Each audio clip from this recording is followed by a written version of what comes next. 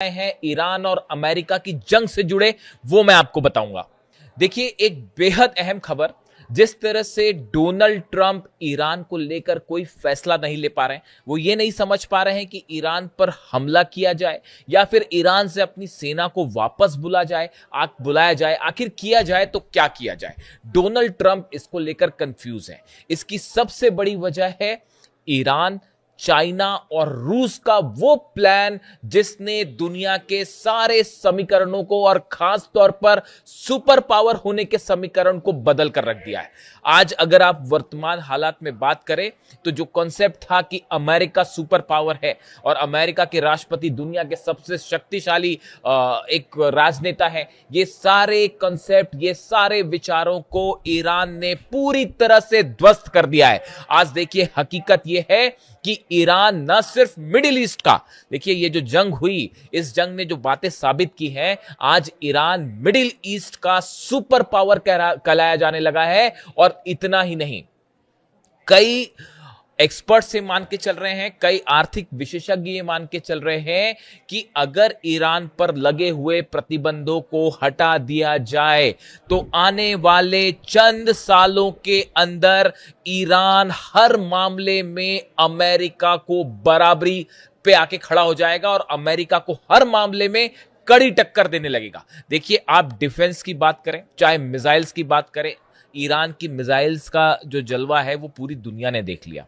वो आप इजराइल में जिस तरह से हमले हुए, अमेरिका के जिस तरह से बेस तबाह हो गए, ईरान की मिसाइल्स का कोई मुकाबला नहीं है, खास तौर पर मिडिल ईस्ट को लेकर। साथ ही साथ आईसीबीएम्स बन रही हैं। ये मान के चल रहे हैं कई एक्सपर्ट कि अगर फिर से जंग होती है तो इस बार 6 से 7 हजार किलोमीटर वाली रेंज की मिसाइल्स देखने को मिल जाएगी। यानी मिसाइल्स के मामले में उसकी एक्यूरेसी, उसके लॉन्ग डिस्टेंस के मामले में जो है वो ईरान ने अपनी सुप्रीमेसी साबित कर दी है। अगर आप ड्रोन्स की बात करें, जो एक लो कॉस्ट वॉरफेयर होता है कि कैसे कम कीमत पर ड्रोन्स बना के दुश्मन को हराया जाए, अटैक किया जाए, उस मामले में तो ईरान ने एक नई इबारत खड़ी कर दी है, एक नई रेड लाइन बना दी है कि अब इसको पार करना बड़ा मुश्किल। आप अगर बात करें हॉर्मूज को लेकर, देखिए हमेशा से रूस ने ये बात कही थी कि असल में ईरान का परमाणु हथियार जो है, एटम बम, वो हॉर्मूज है। और आखिरकार उसको, हॉर्मूज को बंद करके ईरान ने ये साबित कर दिया कि अगर ईरान चाहे तो पूरी दुनिया की इकोनॉमी को, खासतौर पर यूरोप और अमेरिका की इकोनॉमी को घुटनों पर ला सकता है।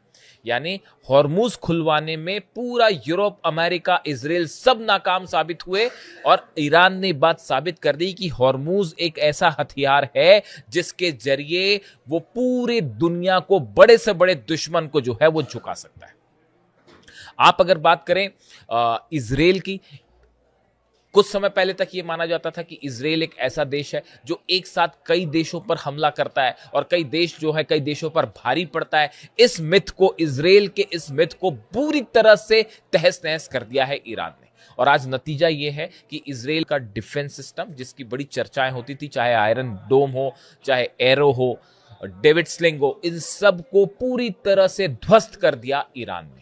यानी एक इजराइल को लेकर जो एक इमेज ऐसी थी कि इजराइल एक साथ कई देशों का मुकाबला कर सकता है, उसको इजराइल को हराते हुए, इजराइल में भयंकर तबाही मचाते हुए ईरान ने एक नया एग्जाम्पल सेट किया, आप कह लीजिए। आज देखिए हालात ये है कि अब्राहम एकॉर्ड को लेकर पूरे अरब देश, मुस्लिम देश जो हैं, वो ट्रंप के साथ जाने को तैयार नहीं है और कोई भी ना इजराइल को मान्यता देने को तैयार है और ना ही इजराइल के साथ खड़ा होने को तैयार।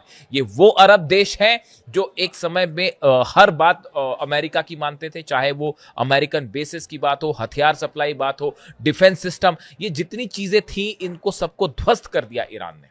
जो अरब देशों के पास जितने डिफेंस सिस्टम थे, थार्ड पेट्रियट, वो सबके सब तबाह हुए, नहीं रोक पाए ईरान के हमलों को। अमेरिका के बेसिस तबाह हुए। हर अरब देश ये सोचने पर मजबूर है कि जब अमेरिका हमारी रक्षा नहीं कर सकता, ऐसी सूरत में उस डिफेंस सिस्टम्स का, उस जो समझौते हुए, इसके मायने क्या है। देखिए, चाहे यूएई हो, चाहे सऊदी हो, चाहे बहरीन हो, चाहे कतर हो, हर जगह ऐसा कोई बेस नहीं अमेरिका को जो हिट नहीं किया ईरान ने, जिसे तबाह नहीं किया। इन सूरत में अब इस पूरे मामले में कि डोनाल्ड ट्रंप आगे क्या करेंगे, इसमें एक बेहद बेहद अहम एंट्री हो गई है चीन और रूस की।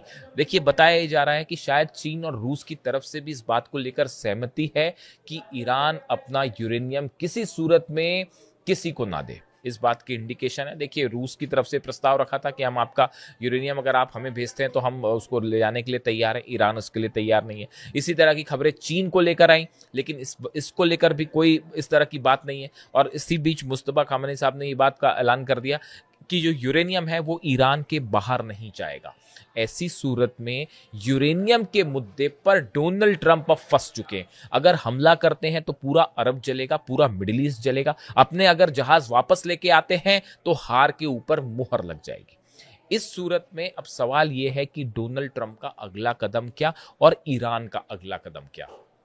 देखिए, ईरान, ये जो बार बार वक्त की बात हो रही है, 60 दिनों की बात हो रही है। आपने सुना होगा कि जो नया ड्राफ्ट तैयार हुआ उसमें 60 दिन के सीज फायर की बात थी, जिसको लेकर डोनाल्ड ट्रंप कई बार उन्होंने बैठक की, लेकिन कोई फाइनल फैसला नहीं हो पाया। बताया जा रहा है कि जो 60 दिनों की बात है, ये प्लान चीन और ईरान और रूस ने बड़ी ही प्लानिंग के साथ और सोच के साथ तैयार किया है कि ये 60 दिन का सीज फायर ईरान को एक ऐसी मजबूती प्रदान कर देगा, खास तौर पर हॉर्मुज में, खास तौर पर एयर डिफेंस के मामले में, कि उसके बाद फिर ईरान पर हमला करने की कोई सोच भी नहीं पाएगा।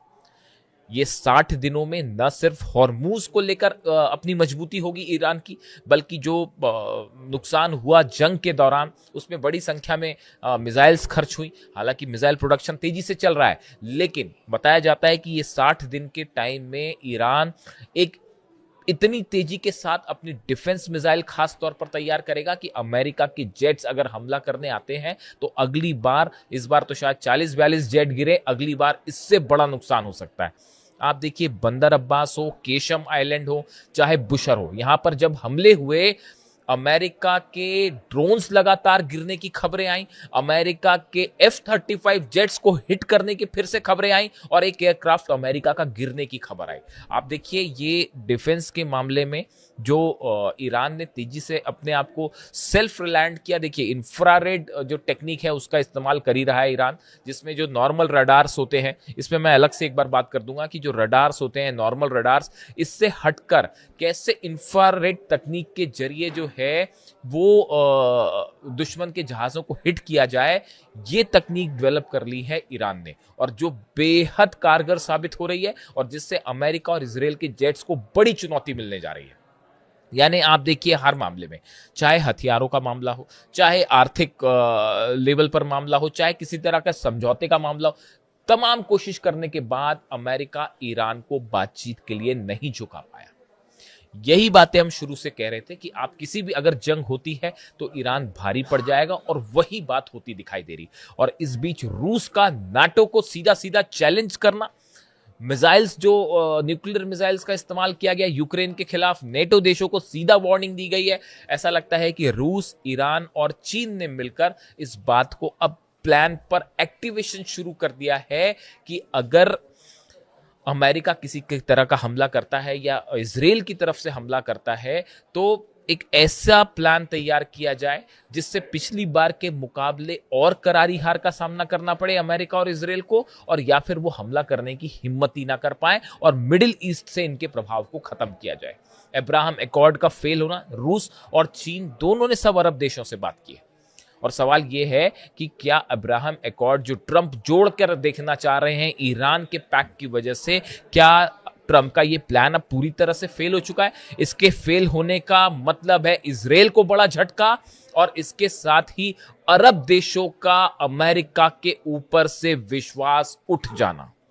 ओमान को जिस तरह से डोनाल्ड ट्रंप ने धमकी दी, मोहम्मद बिन सलमान को लेकर जिस तरह की खबरें आई कि वो डोनाल्ड ट्रंप की बातों से सहमत नहीं है, ये वो तमाम एग्जाम्पल्स हैं जो ये बता रहे हैं कि मिडिल ईस्ट में का किंग अगर अब कोई है तो वो ईरान है, और यहां पर हर फैसला बिना ईरान की परमिशन के नहीं लिया जा सकता। इससे जुड़ा जो भी अपडेट होगा, वॉर से जुड़ा, मैं आप तक पहुंचाऊंगा। वीडियो कैसा लगा कमेंट करके जरूर बताइए। Thank you so much.